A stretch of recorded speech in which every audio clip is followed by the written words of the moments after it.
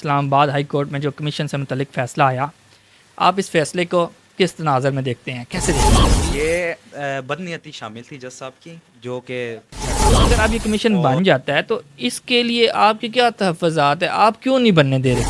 Commission ہم فیصلہ ہے بغیر ہمارے سنے فیصلہ دے دیا گیا.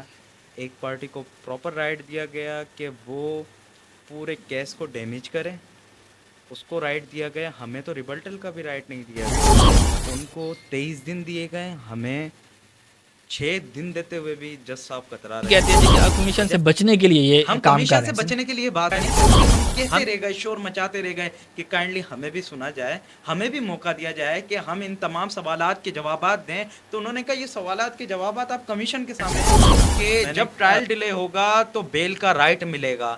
اور یہ وہ لوگ ہیں جن کو بیل کا رائٹ نہیں ملتا. کہا جی کہ ان کو 23 دن دیے بولنے کے لیے، ہمیں صرف 2 سے 3 دن دیے ہیں. تو کیا اگر آپ کو وقت ملتا، موقع ملتا، تو آپ کے پاس اتنے ٹھوس دلائل تھے کہ آپ یہ ثابت کر سکتے کہ ہمارے پاس یہ ان تمام سوالات کے جوابات ہیں جس کو وہ سوشل میڈیا پہ پروپیگنڈے کی صورت دی جاتی. تو ملک پاکستان کے اندر آسیہ ملونہ کو باہر بھیجا گیا، بلاسفیمرز تھی نا.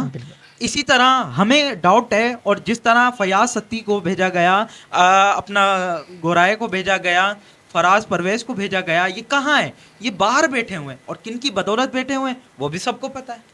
اس ملک میں سب سے بڑے بلاسفیمر آپ کی ویڈیو بھی چلائی گئی تھی جو فیصلہ آنا تھا اس سے پہلے، یا ویڈیو چلائی گئی تھی، وہ ویڈیو کس مقصد کے لیے چلائی گئی اور اس ویڈیو میں کیا تھا؟ اصل میں میری ویڈیو کی جو پاکستان کے اندر 400 جس کو NCHR کہتا ہے، وہ 400 میں سے ایک بھی بندہ ایسا نہیں ہے جو صرف ایک اسکرین شاٹ کی بات کے بعد پہ پکڑا گیا ہو. اچھا، یہ جو کیس چلا ہے سارا، اس کیس میں جو سب سے زیادہ بات کی گئی وہ یہ کی گئی کہ خود جو ہے نا ٹریپ کرتے ہیں بندوں کو، خود پکڑواتے ہیں، خود ہی میسیج چلواتے ہیں.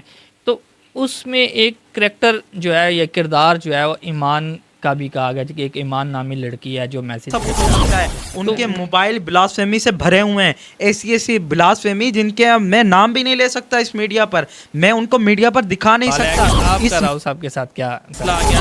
اچھا، آج کی جو عدالتی کارروائی ہوئی اس میں قرآن مجید کے حوالے سے بھی بات کی گئی ہے، تو اس حوالے سے آپ کیا کہتے ہیں کہ کس حد تک درست ہے؟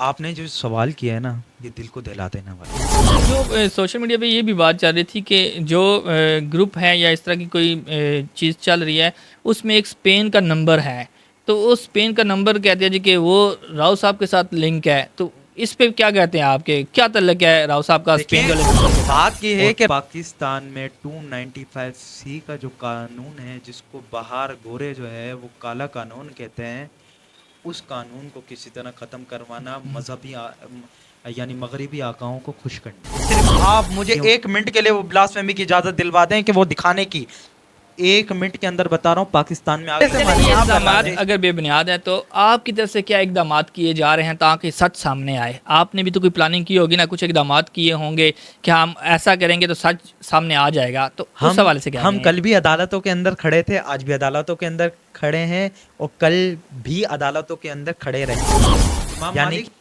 رحمۃ اللہ تعالیٰ علیہ کا ایک قول ہے کہ اس امت کو مر جانا چاہیے جو اپنے نبی کی حرمت کا تحفظ نہ کر سکے.